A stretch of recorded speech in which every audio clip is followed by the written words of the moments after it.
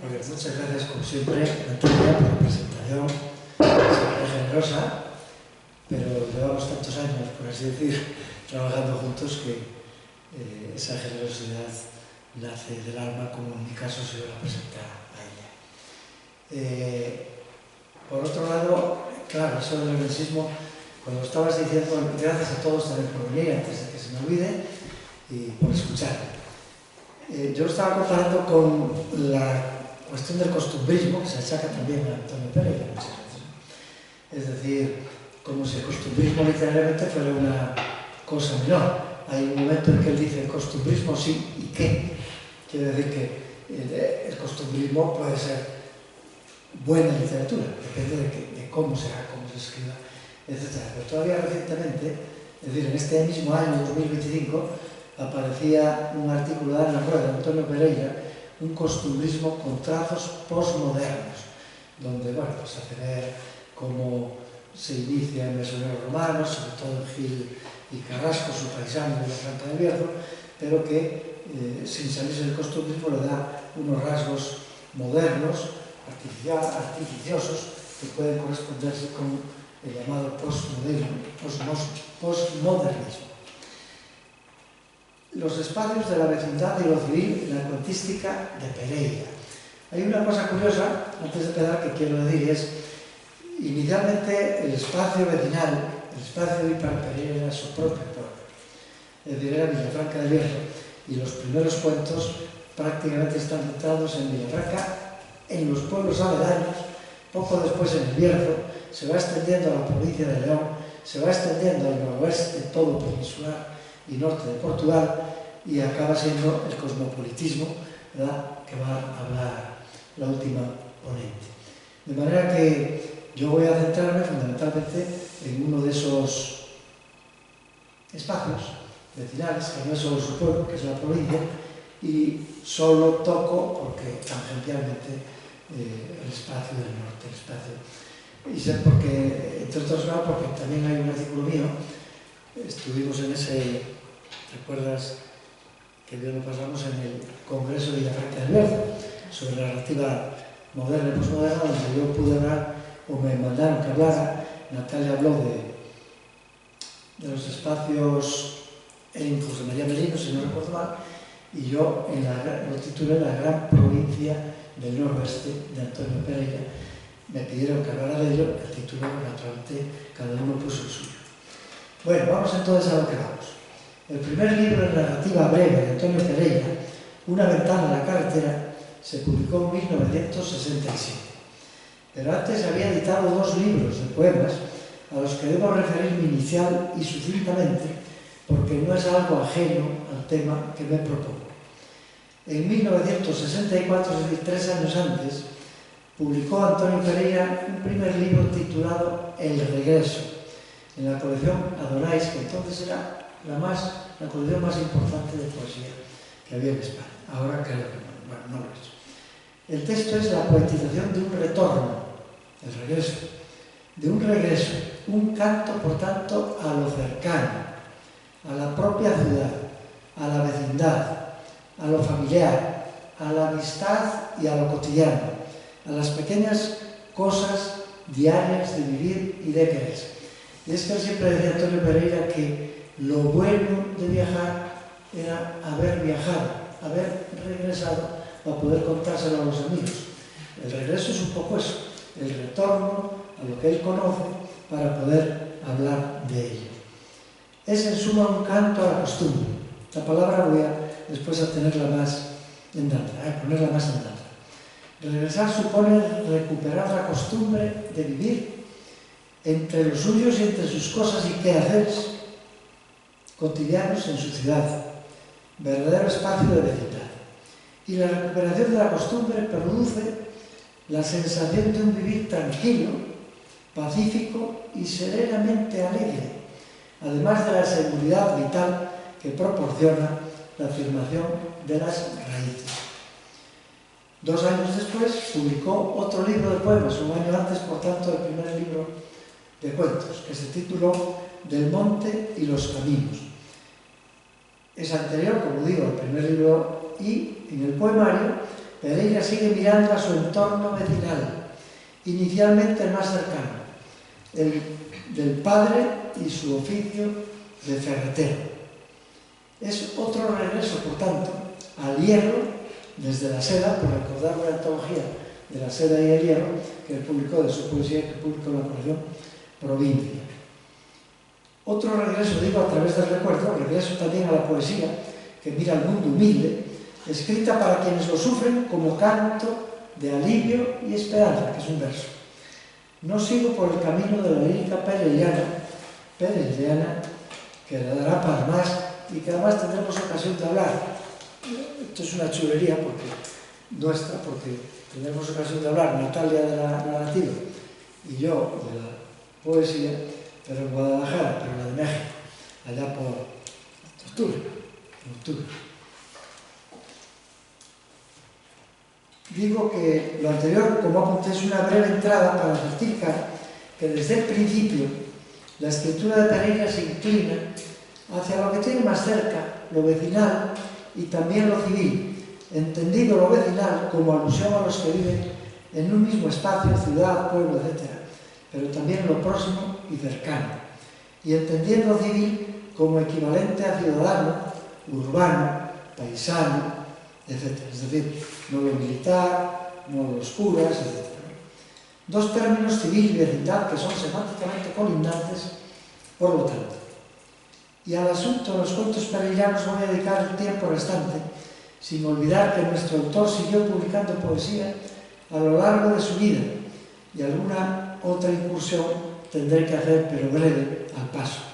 Pero con una dedicación más decidida hacia la narrativa breve, aunque consciente, como él mismo escribió, de que el cuento literario tiene mucha afinidad con el poema, y además en mi poesía no es difícil encontrar ingredientes narrativos.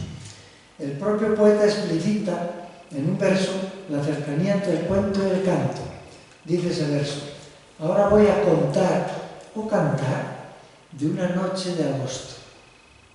Contar de una noche de agosto es el inicio propio de un cuento, pero en ese caso es un poema.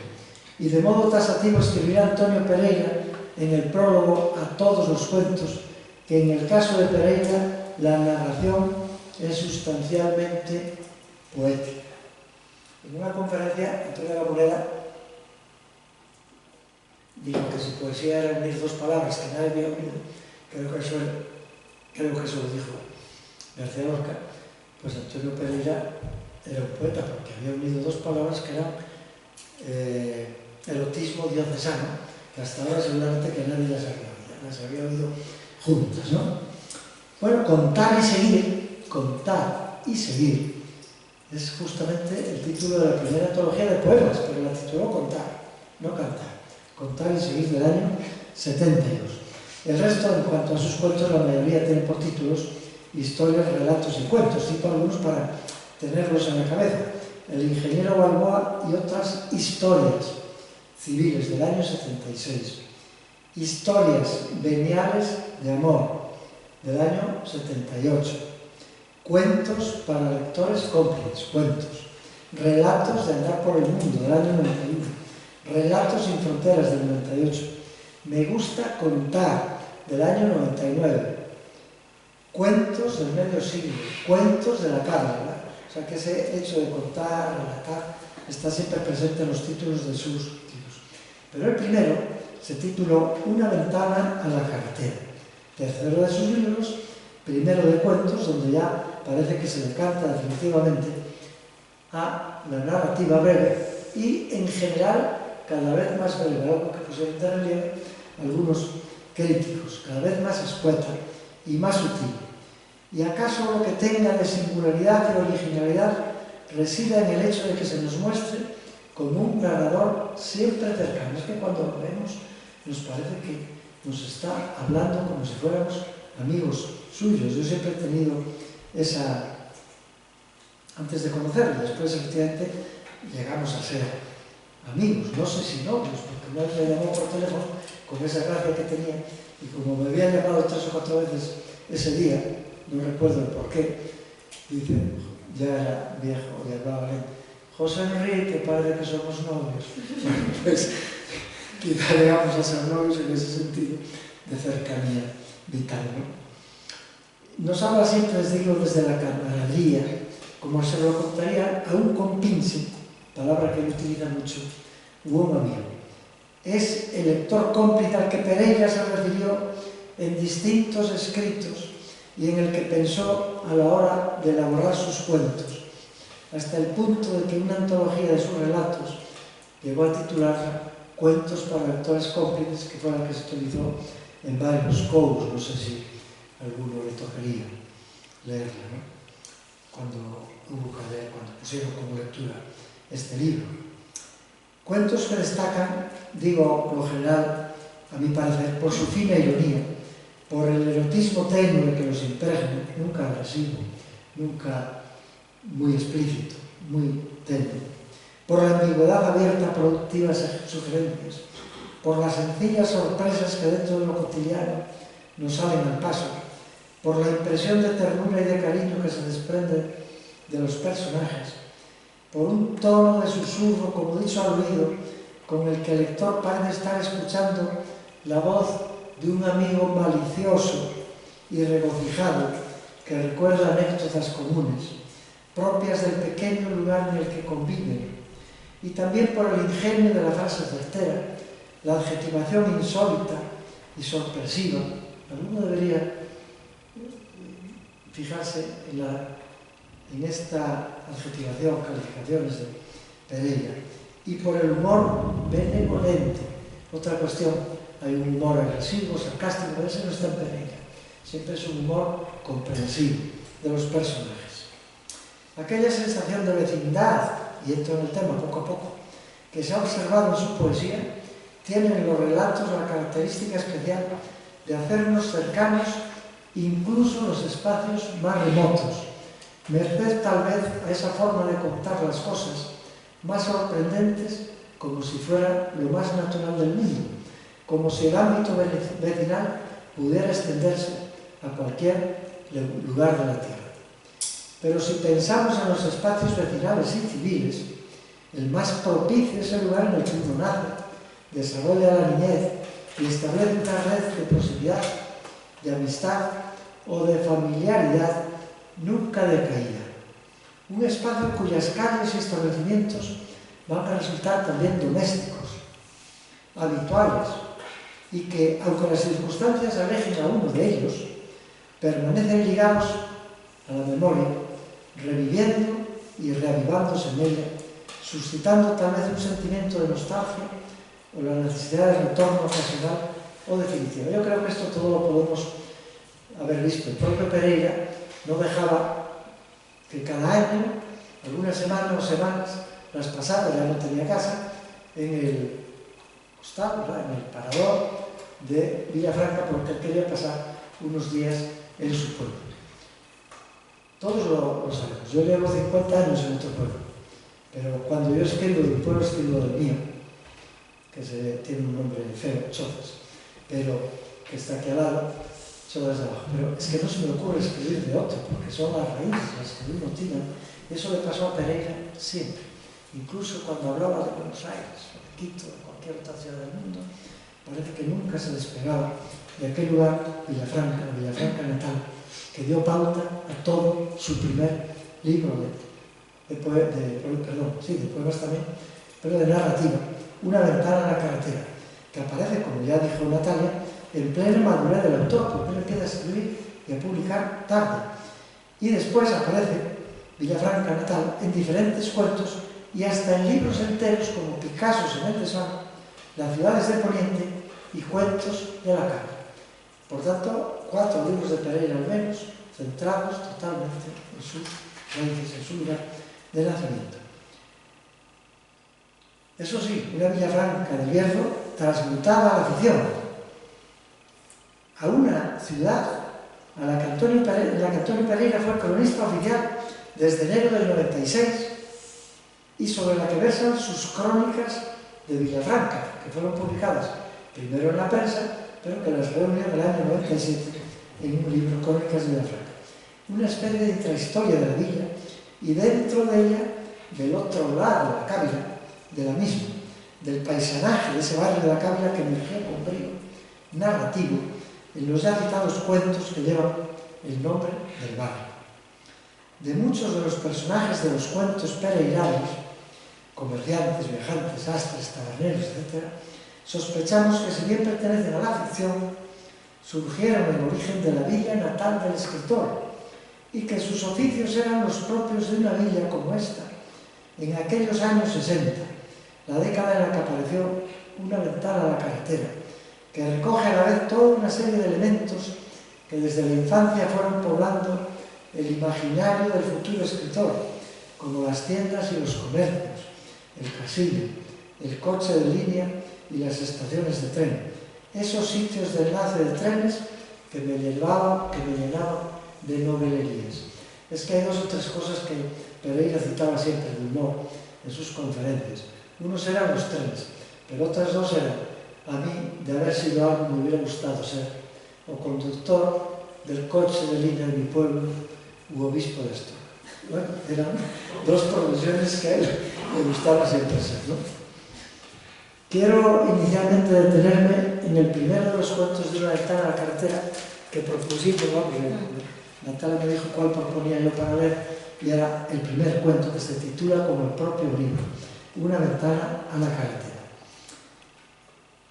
En todo caso, se debe el rótulo a las pocas ambiciones del protagonista, Desiderio, criado de un convento de monjas, una de las cuales era sobre todo un cuarto con ventana a la carretera. De ahí que uno de sus sueños fuera, entre otros, tener un obrador con ventana a la carretera. Pero de cara al asunto de esta charla, observamos en este primer cuento el ambiente rural de la villa, o pequeña ciudad, un espacio de vecindad con un mercado semanal y donde las gentes del común viven de oficios sencillos como los del propio protagonista, criado de convento y a la vez sastre de oficio que cogía pequeños encargos que le llevaban las vecinas. El mercado lo abastecen dos pueblos vecinos, Santirso, una aldea real del Bierzo, cuyas mozas, ahí empieza el erotismo tenue desde el primer cuento, las mozas de Santirso eran altariconas, algo secas de carnes, poco amigas de cachondeos.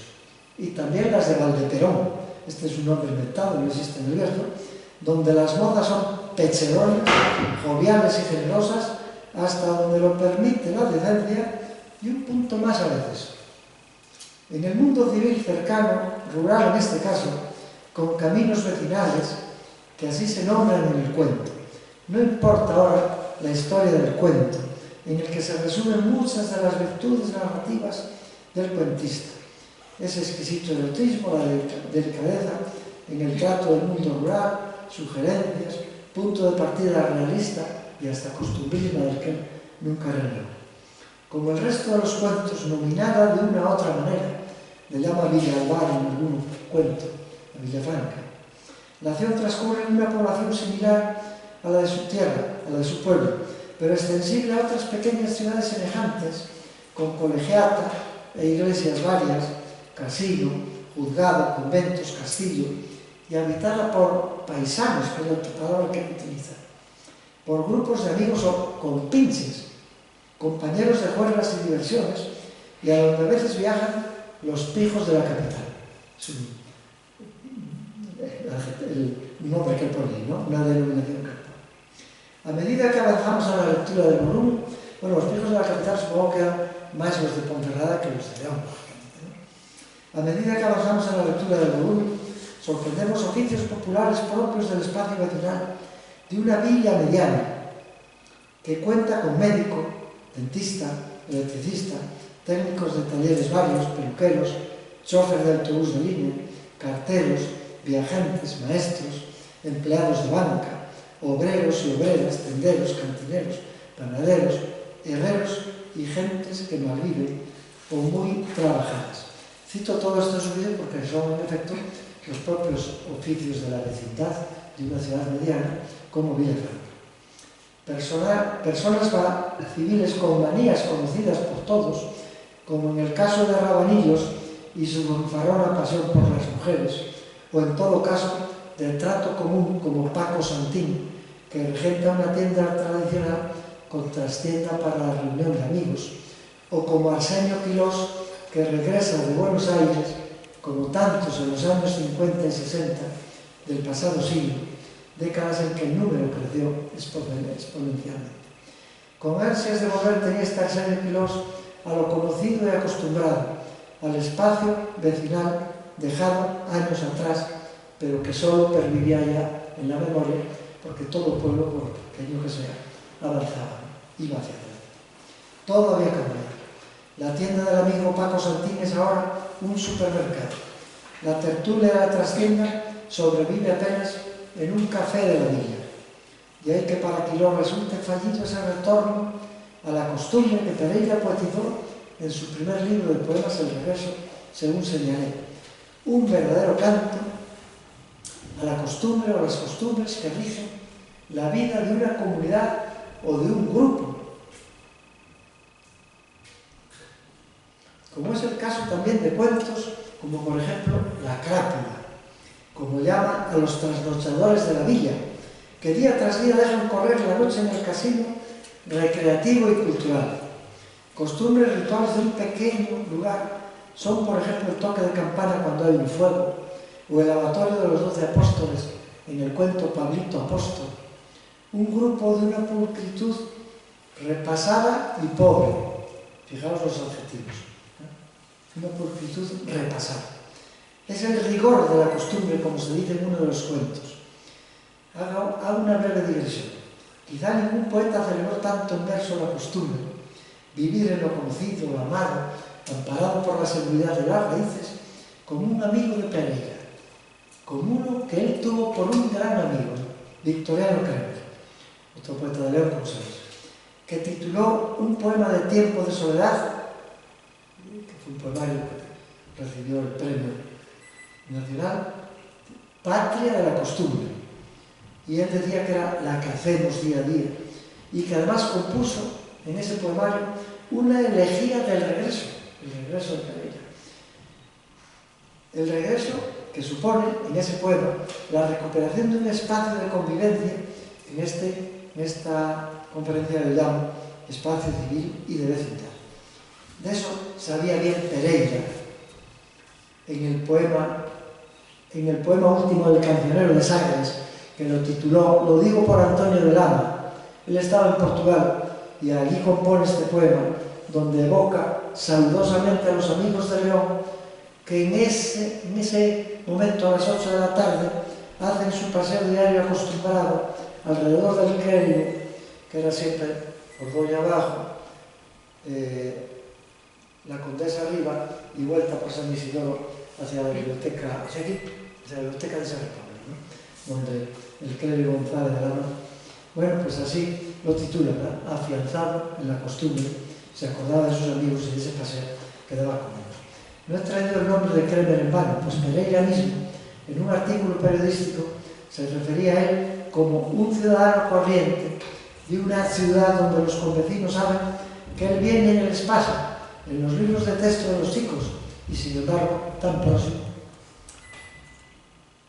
Una adelantada a la carretera fue una mirada al mundo cercano y familiar, vecinal, conocido, vivido y narrado de un modo muy personal, del que se desvió algo, nunca mucho, en su segundo volumen de relatos, de inusual complejidad narrativa, El ingeniero Balboa y otras historias civiles, del año 76.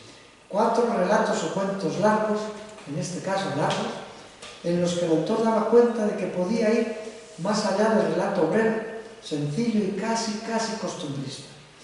En épocas de experimentación formal como eran aquellas, y había que estar a la altura de las circunstancias y salir del recinto familiar y abrirse a otros mundos, aunque el primero de los relatos informe sobre la ciudad N, se ubique todavía en la ciudad provinciana, Villafranca en fondo, sugiriendo su estancamiento, y aunque el último, considerado obra cumbre de la narrativa pereirana por muchos, el titulado El ingeniero Balboa, sea un monólogo del protagonista que recién operado y bajo el adormecimiento de la dedicación, deja correr sus recuerdos de aprendizaje amoroso en torno a una bella muchacha en la que se centra el relato, retornando a su mundo de Villafranca y Corullón, tiñéndose el contenido autobiográfico de vocaciones y melancolía, con ajustados cambios de tiempo, del presente al pasado y viceversa, y con esa elegancia con que hace progresar la historia,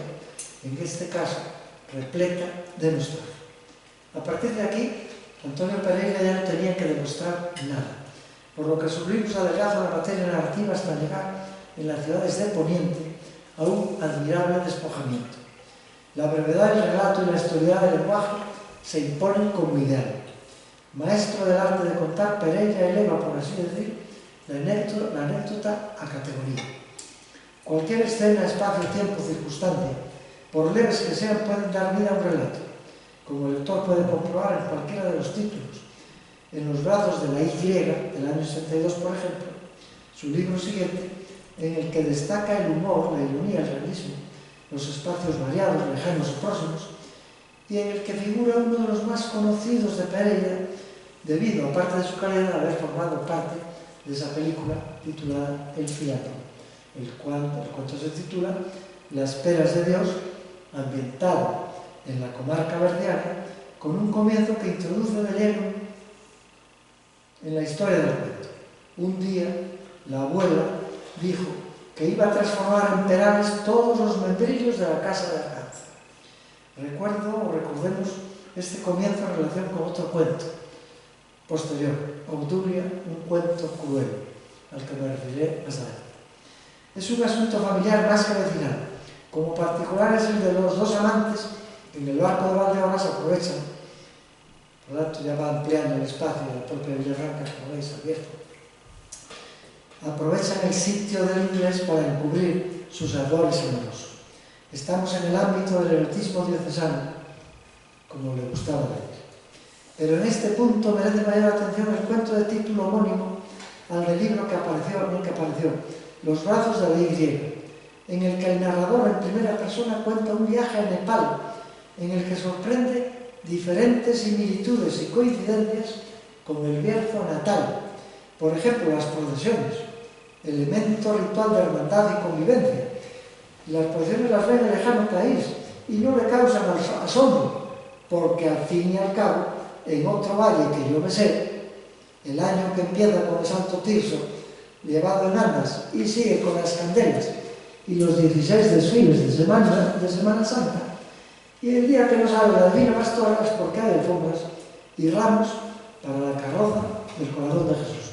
O sea que hasta en el Nepal regresa de inmediato, ¿verdad?, a su tierra. La semejanza está entre aquella tierra y esta, que el narrador parece adivinar lo que va a encontrar en cada tramo del viaje. Va viajando y se va dando cuenta de lo que va a encontrar a continuación. Incluso unas pallozas con sus techos de paja entrelazada. La afinidad se acrecienta al ver el rostro de un hombre que se parecía al señor Adolfo, el de Ambasmestas, que es una localidad verdiana. El enigma se acrecienta en un final sorprendente, que no es momento de desvelar, ya que aquí interesa más, dado el asunto de la charla, lo que cuenta el narrador del señor Adolfo de Ambasmestas, porque de nuevo nos instala en ese ámbito rural de convivencia que está. Y es curioso, no lo hice de él, pero se me muestra la curiosidad de que justo el único fragmento prácticamente que voy a leer de cuentos sea el de un cuento que funciona, o sea, naciones en Nepal, y sin embargo habla de Villafranca. Y del señor Adolfo de Ambasmestas. Era un campesino que bajaba al mercado de Villafranca hasta que murió de aquella muerte tan tonta. Tenía una tartana preciosa y mi corazón guardaba para él uno de esos amores radicales con que un niño distingue a uno o dos adultos no más durante toda su vida de niño. El señor Adolfo de Ambasmestas era un paisano honrado y a mí me llevó a alguna fiesta. Los días de mercado me dejaba subir a la tartana hasta las cercanías de Pereje, todo pueblo cercano. Allí me regalaba una manzana y yo venía mordiéndola a trozos pequeños para que me durara los 2 kilómetros jubilosos del regreso. Se comprende que fuera mi primer dolor de hombre, porque la del señor Adolfo de Ambasmestas fue la primera de todas mis muertes. En Villafranca, delante de nuestra casa, lo tiró un coche contra un charco en el suelo y él sangraba despacio, nada más una brecha entre la muñeca y el codo, que mi madre lavó con agua oxigenada y todo el cuidado. Y limpia de tierra, de vida era una I mayúscula, con los brazos abiertos como dos regueros dibujados hacia la sangre. Los brazos de la Y, que es la semejanza que encuentran con el hombre de Nepal, con una herida que también tiene en el brazo, ¿no? Bueno, es cierto, como señala otro estudioso, compañero nuestro, González Boixo, que pese a fragmentos como el anterior, el localismo, sea de una ventana a la carretera o de otros cuentos, va adquiriendo contornos de territorio literario. A medida que uno vaya leyendo los libros sucesivos de Antonio Pereira, se aprecia, como dije, un progresivo adelgazamiento de la materia narrativa. A mayor adelgazamiento de la materia, corresponde un campo más amplio a las alusiones veladas, al ingenio, a los finales sorpresivos, y a un mayor campo también a la colaboración del lector cómplice, capaz de rellenar huecos, reponer piezas que faltan, concretar indeterminaciones y compartir experiencias. En relación con lo antedicho está el hecho de que muchos cuentos se cimentan sobre una anécdota menuda. La anécdota, siempre hecha obra artística, es propia de un escritor con la mirada atenta y con gran capacidad de observación, volcada ordinariamente, como he indicado, sobre gentes sencillas y oficios corrientes, sobre hechos y sucesos que a otros pasan desapercibidos, combinando realidad y ficción en una mistura perfecta. Personajes y situaciones comunes y comunales, escenarios de la vida diaria que alcanzan categoría literaria. Y como hemos podido constatar, los espacios de los cuentos de Pereira alternan lo conocido, el espacio natal, alternan con lo conocido y lo cosmopolita. El narrador puede hallarse en Tánger o en Moencia, en Buenos Aires o en Villafranca. Los protagonistas pueden ser seres corrientes o caballeros solventes, palabra que le gustaba también a Pereira, solventes. Me gustaría añadir la importancia que tiene Pereira el discurso conversacional, porque tiene que ver con este espacio de ciudad, con frases traídas de la calle, del café, de la tertulia de amigos, de la vida diaria. Algo que colabora, como digo, a crear ese espacio de confianza y tolerancia en el que hasta la broma oportuna puede ser un signo de convivencia, como expresa el narrador en el cuento titulado Charlie, de los brazos de la Y, cuando intenta acercarse al desalmado niño Charlie por medio del humor, y dice Pereira: el aceptar un mínimo de broma me parece cosa de buena vecindad. Pero además esos rasgos contribuyen a aproximar el narrador al lector y a dar a los cuentos un aire oral cuyo origen se remonta a la misma infancia del escritor, como hacen aquellos aspectos en los que la crítica suele detenerse, el humor y el erotismo. Se configura así un espacio o un universo narrativo singular y reconocible en el contexto literario de nuestro tiempo. Un universo narrativo lleno de equívocos, ingenio, humor, ironía, pronta a disculpar vicios y defectos y manías de los personajes.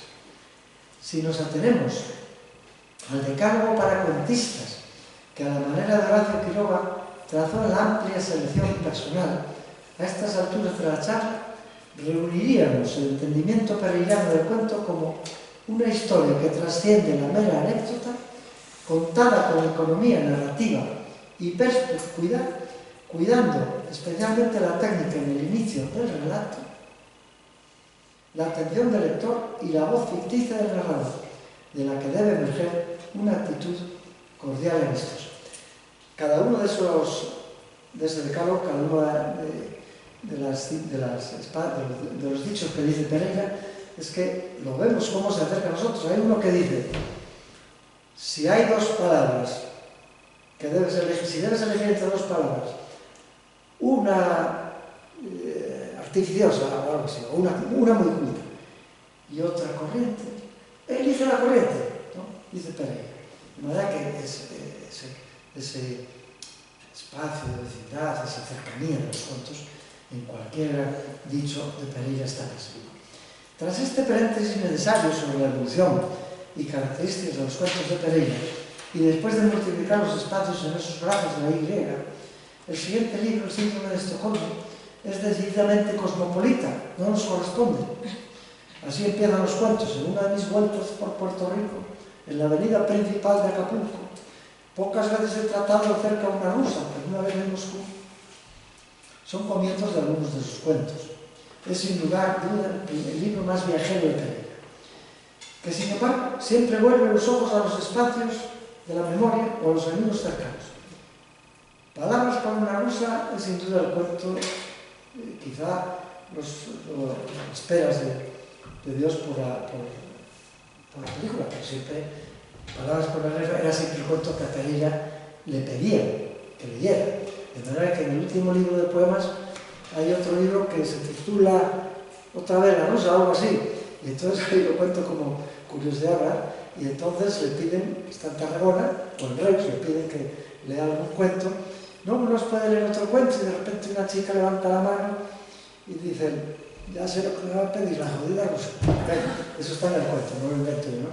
Y efectivamente tiene que leer las palabras para una rusa, que como sabéis es simplemente que están en un café ruso y parece que hay una muchacha, una mujer casada con su marido y con otra pareja, y que se fija en Pereira. Entonces alguien a Pereira le dice, cuidado ahí, y tal, y Pereira se decide a sacarla y la va sacando, pero como ni ella sabe español, ni él sabe ruso, pues la va conquistando con el ritmo de las palabras, y le va cantando diciendo el Padre Nuestro, y la Salve, y la Ave María, cuando se cansa de oraciones que sabe, la tabla de multiplicar, y cuando ya no sabe qué hacer, pues, bueno, ella se ha ido acercando más en el baile, pero cuando no sabe qué hacer, para que se acerque del todo, por así decir, dice, la llave la tenía un poeta de León llamado Kremer. O sea que hasta en Moscú regresa a Kremer para contarle en el ritmo una poesía de Kremer a la Catedral de León, ¿no? Bueno,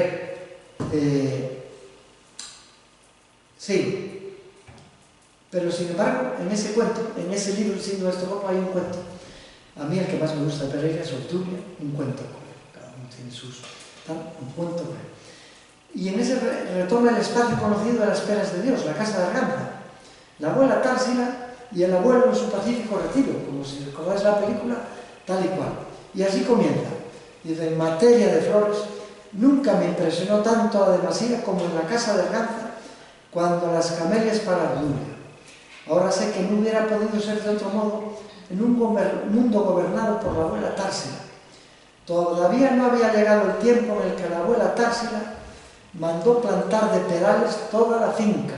Está recordando ya, por tanto, un cuento anterior a la escritura, pero posterior en el tiempo, como suceso, ¿no? Y nos obligaba a comer peras en las 3 comidas, más en la merienda, y entre horas, peras empanadas y al gratén y al volver, rebanadas de pera untadas con confitura de pera.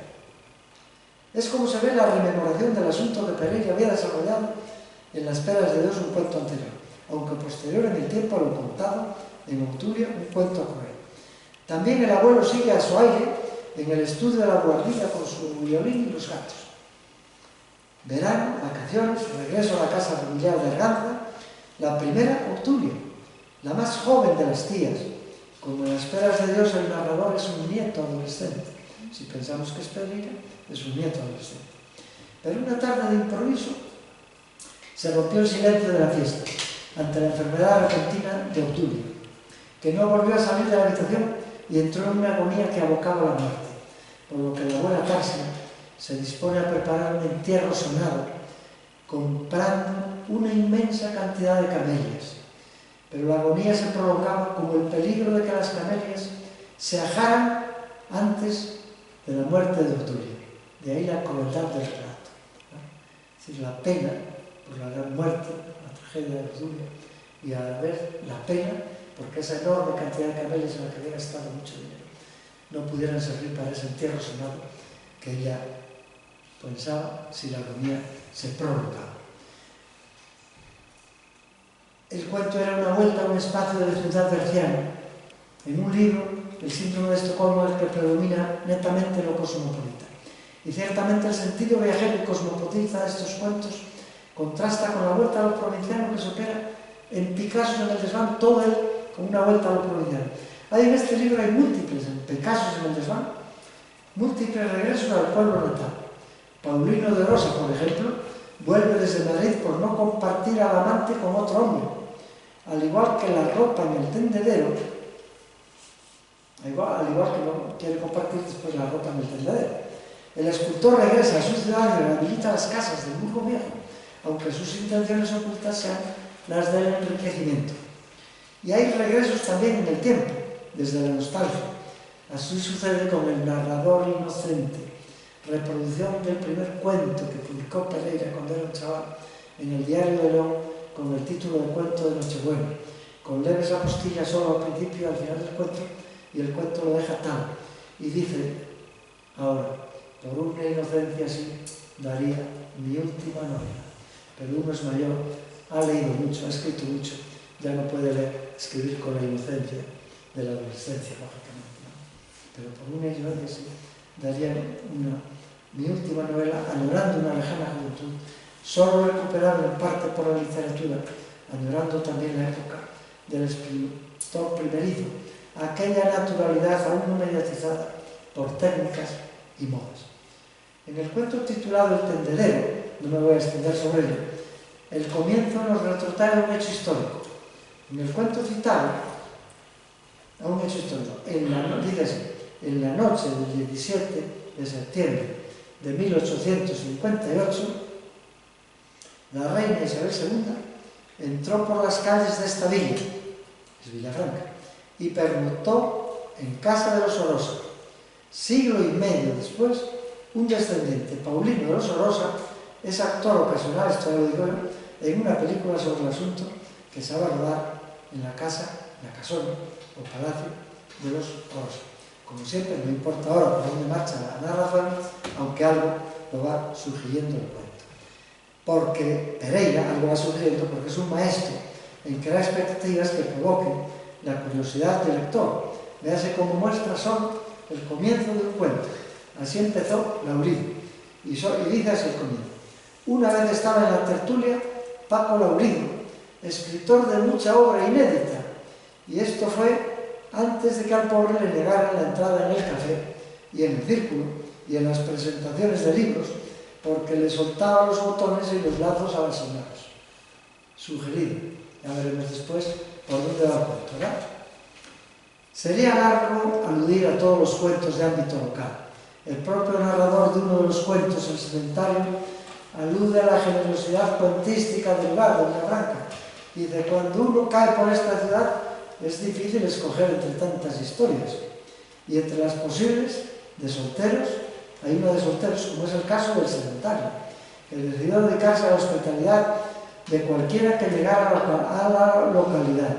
Disfrutaba ofreciendo los vinos de su bodega, preparaba magostos para los huéspedes, y en fin, se sentía la armonía de un mundo cerrado, todo de hombres, en torno al paladeo de un buen vino, motivo frecuente en la escritura de Pereira, que lo celebró en uno de sus mejores poemas últimos, Prescripciones del vino, de una tarde a las 8 del año 95. El ámbito local da pautas a cuentos como La barbera alemana. Por cierto, fíjate, yo siempre he pensado que La barbera alemana es una muchacha de ese grupo... ¿De peregrinos? No, sí, de peregrinos, pero de ese... Como aquí fue la ETA y hubo una banda, los Meinhof, que acabaron todos colgados en las cárceles y demás, y que pudo escaparse, que era una banda terrorista. Yo siempre he pensado que la cogen porque formó parte del grupo terrorista, no, pero claro, eso no aparece en el cuento. Y uno imagina cosas, ¿no?, que pueden ser, pero que la mente de Pereira pudieron no existir siquiera, porque en el cuento no está. Bueno, en aquel, La barbera alemana, determinadas frases van caracterizando a la villa y a los que la habitan.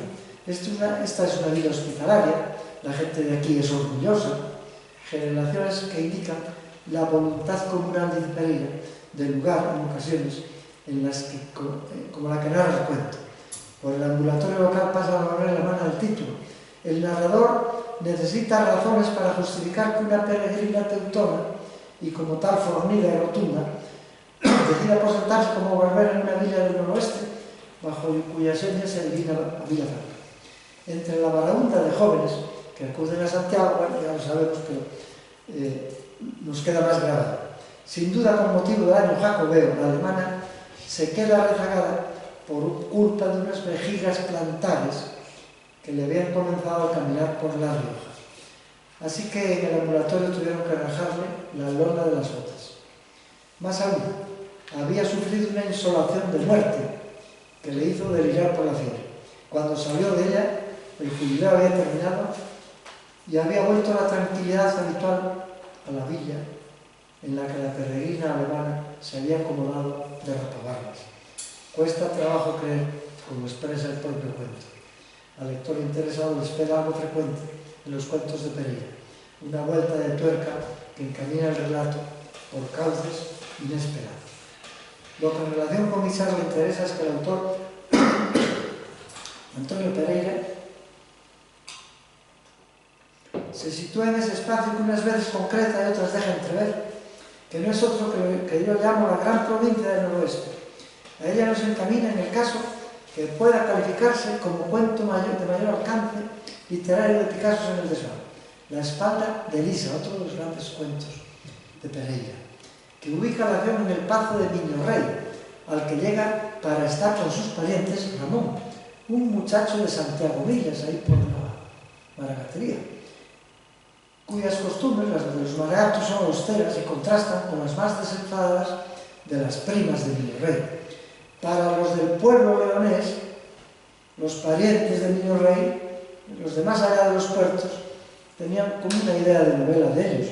Y en cambio, cuando las primas y los primas visitaban el pueblo leonés, siempre de paso, alababan el pan bregado y la tranquilidad del pueblo, en contraste con el bullicio del pazo.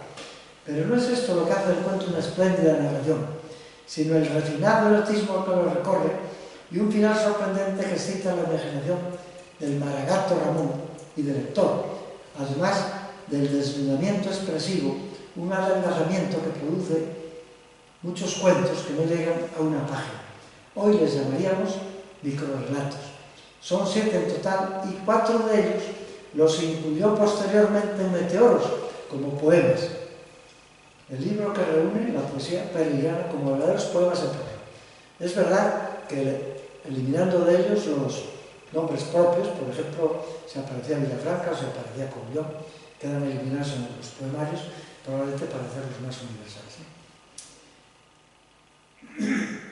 Esta progresiva desnudez es absolutamente madura en las ciudades de Poniente. Cada relato nace de una anécdota levísima, pero hecha narración literaria, pero es abundar en lo dicho. De nuevo habrá que hablar del humor benevolente, finas percepciones, mirada detallista, finales elusivos, habilidad en el uso de los tiempos narrativos.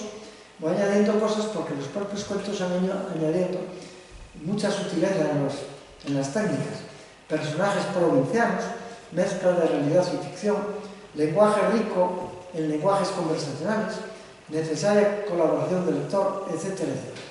Es una atmósfera, un clima, un ambiente con el que estamos familiarizados y en los que abunda en Cuentos de la Cambia y en Divisa en la Torre, la Divisa en la Torre, sus últimas colecciones de cuentos originales. De estos hablaré primero, antes de referirme en relación con las ciudades de Poniente, a la gran provincia del noroeste, ahí se de breve, que la que sintió Pereira como propia, un espacio mayor de identidad, de vecindad, podríamos decir. Cuentos de la Cambia apareció en la colección Los Cuentos de la Candamia, y en ella, la ha señalado ya Natalia, recuerdo y ficción son la base de una especie de memorias de niñez y adolescencia, en un espacio común urbano colonial. Y en ella ha publicado obras de Mateo Díez, Elena Santiago, Merino, Colinas, Juan Pedro Aparicio, y a ella siguieron las de Pereira y Kremer. Todos ellos partían de un recuerdo para articular la ficción. Son los cuentos de la Cávila, memorias, elevadas a cuentos de infancia, adolescencia y primera juventud. Pilar Selma, profesora vallisoletana que ha desentrañado los mecanismos y recursos de esos cuentos, entiende que es un libro de formación, de la formación de la personalidad de Pereira desde la niñez a la juventud, dando su asiento autobiográfico alzado verbalmente sobre un entramado ficcional. 31 son los cuentos con un narrador único, un yo protagonista directo e indirecto de todos y en un orden cronológico que comienza con la infancia del narrador, en los años anteriores a la República, y la adolescencia y primera juventud en los años de penuria, los de la guerra y la inmediata posguerra, con el nuevo clima político y social, nuevas formas de convivencia, con canciones oficiales, asociaciones nuevas, la presencia mayor de militares y clérigos, encarcelamientos y hechos de varias naturaleza que afectan a la convivencia nacional. Muchos de los detalles autobiográficos pueden ser conocidos por el lector de Pereira: la fragua de los abuelos, la ferretería del padre, el examen de reválida en la capital, que en León, donde vivo, todo un cuento ahí hizo sobre esta avenida en la capital de la provincia en que quiso engañar, y engañó de hecho a los correctores porque no le dio tiempo a poner todo lo que hacían, entonces hizo una especie de cuento sobre la catedral de León que embelesó un poco a los correctores, ¿no? No sé si aprobó la reválida, creo. Pero conocidos o no los detalles biográficos, el marco ficcional en que se desarrolla es el que les presta cualidades estéticas, sin necesidad de aludir a la técnica narrativa depurada y a los finales inesperados, que son en numerosas ocasiones los que elevan la anécdota vital a la narración literaria. En cualquier caso, sobre el recuerdo no solo opera el tiempo que selecciona, hace olvidar o torna borrosos los contornos, sino que la implicación del narrador en la materia, pues también él elige, juzga, desfigura o refigura los recuerdos. Estamos en el mundo de la ficción. A través de los relatos asistimos a la educación sentimental de un niño y al despertar del adolescente, a la sensualidad, la fantasía, la poesía y también a la hipocresía, pero es en un camino de afirmación progresiva de un sujeto que se desenvuelve en una villa de ese espacio del noroeste que es una de las señas de identidad pereirana. Villafranca es el centro de ese noroeste. Dentro de la villa, el barrio de la Cávila, da título a los cuentos. Es el barrio del otro lado, se le llama a veces, del río, el menos noble, dentro de un pueblo en el que había una rancia aristocracia, la de los Toledo, los Osorio, los Pimentel, etc. Es preciso poner de relieve la viveza con que aparece ante nosotros el ambiente de la villa, en la que conviven, ya lo hablé al hablar de una ventana a la carretera, curas, guardias, alcaldes, tenderos, ferroviarios, maestros, colegiales, panaderos, ferreteros, fontaneros, tenderos, estanques, sastres. Es lo propio de un estadio pequeño de vecindad. Cafés, tabernas, iglesias, conventos, monjas, que dan el carácter, él le llama una ciudad romántica, que más allá comunica con ferias y mercados de poblaciones más o menos alejadas y con la ciudad industrial, Ponferrada, El Contoral, Balboa, Monforte, etc. Estamos en el espacio todavía cercano, ¿verdad?, de El Bierzo, Villafranca y El Bierzo. Otros aspectos como el humor y el erotismo son comunes a los libros del autor, como es la cercanía del narrador con sobreentendidos maliciosos para que el lector cómplice que reclama Pereira pues sepa en efecto prolongar los cuentos o rellenar espacios que quedan simplemente aludidos. O le dirige algunos rápidos apuntes metaliterarios, por ejemplo le dice: cuando uno se pone a contar una historia debe saber cómo terminarla. En tales casos vemos patentemente ese narrador que he llamado implicado con la materia narrativa.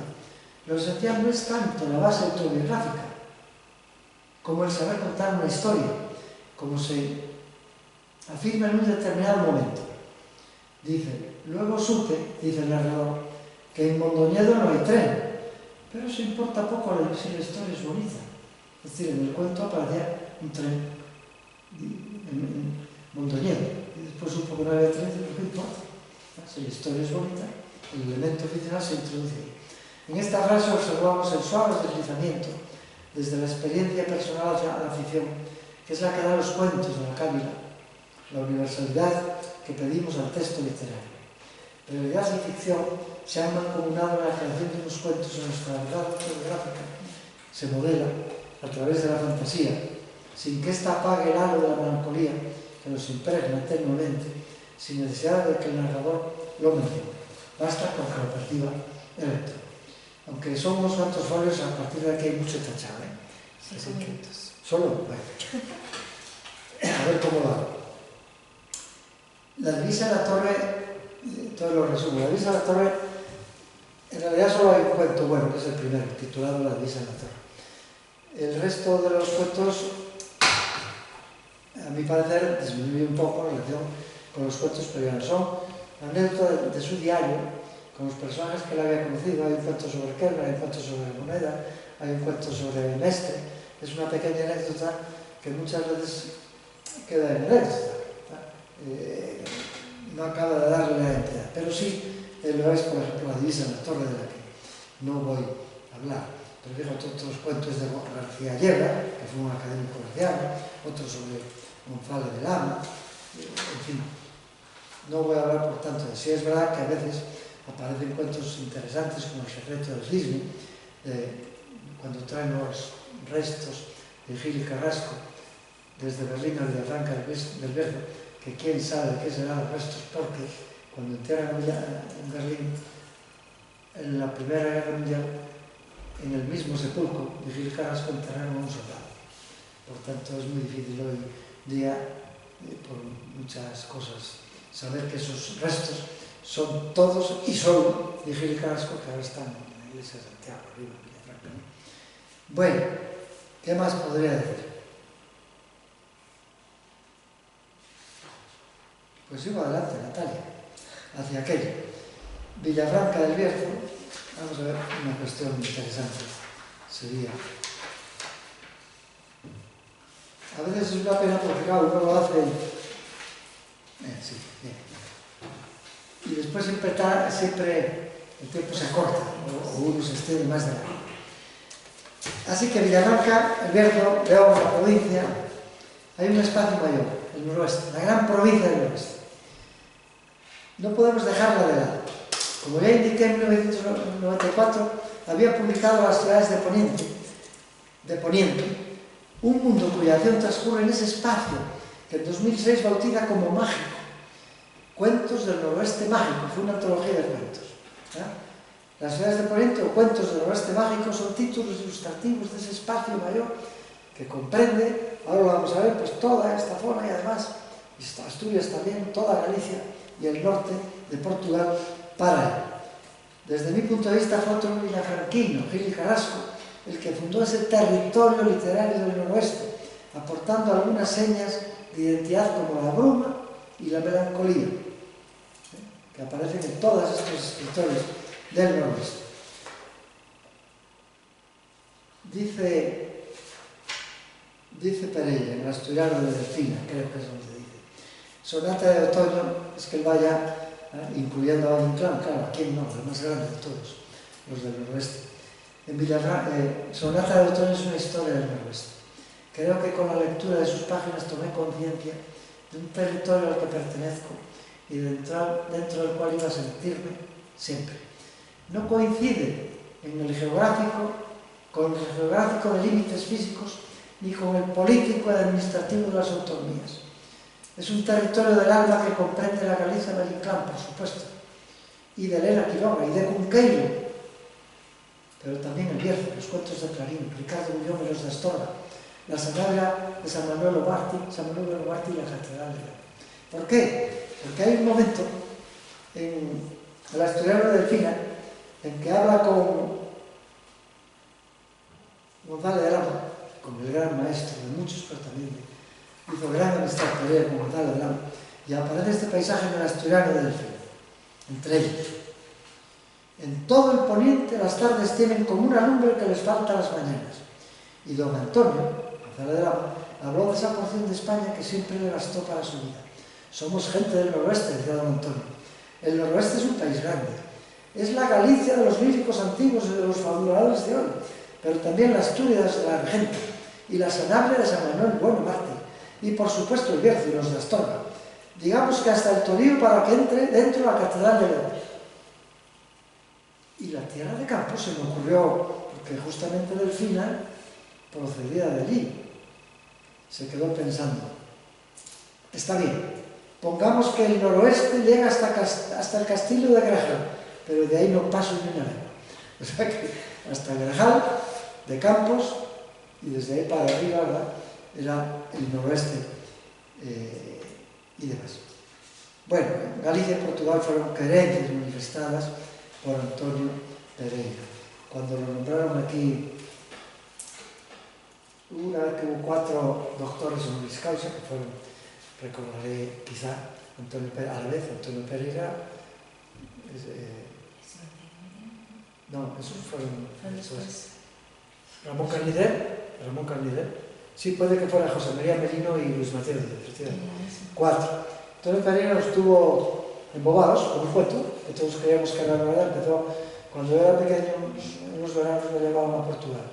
Y a mitad de esto soñaba yo cuando, bueno, soñaba con ir a Portugal, pero no era un cuento, ¿verdad?, que pertenece a uno de sus libros, pero frente a la lata, por así decir, en buen sentido, entre comillas, que nos pudieron dar los demás.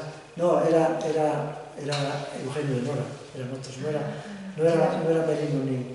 Era Eugenio de Nora, era Ramón Carnicer, era tal, frente a otros que dieron una verdadera charla académica. Lo de Pereira fue todo un deleite como él ocurre. Bueno, termino. El noroeste peninsular, tal como lo han sonado Antonio Pereira, es, por tanto, otro escenario vital cristalizado como un espacio literario mítico o mágico, como una gran provincia que va más allá del localismo provincial y que puede acogerse al lema tantas veces citado de Miguel Torga, referente al universal. Miguel Torga de la Norte, Portugal, en efecto, como lo local sin fronteras. Relatos sin fronteras denominó precisamente Pereira una selección de sus cuentos en 1998, título que alude, según indica el prólogo del propio autor, tanto a los relatos que transcurren en el ámbito peninsular como a los que lo hacen sin fronteras para salir y sin fronteras para el regreso a lo más mío. Además de Lisboa, París, Moscú, Perugia, Acapulco, Puerto Rico, Marruecos, Nepal, Palermo, Roma, son algunos de los escenarios cosmopolitas de Pereira que, a partir de los brazos de la Y, sin abandonar las raíces, comienza a situar algunos de sus cuentos en diferentes lugares del mundo. Los he ido apuntando, pero es algo al margen respecto al asunto de desarrollo de esta charla sobre los espacios de la vecindad y lo civil en la narrativa corta pereirana, que se sustenta en una voz narrativa de sabor oral, entre maliciosa y regocijada, cercana y vecinal, con guiños amistosos dirigidos a ese lector cómplice que posiblemente seamos cada uno de nosotros. Muchas gracias.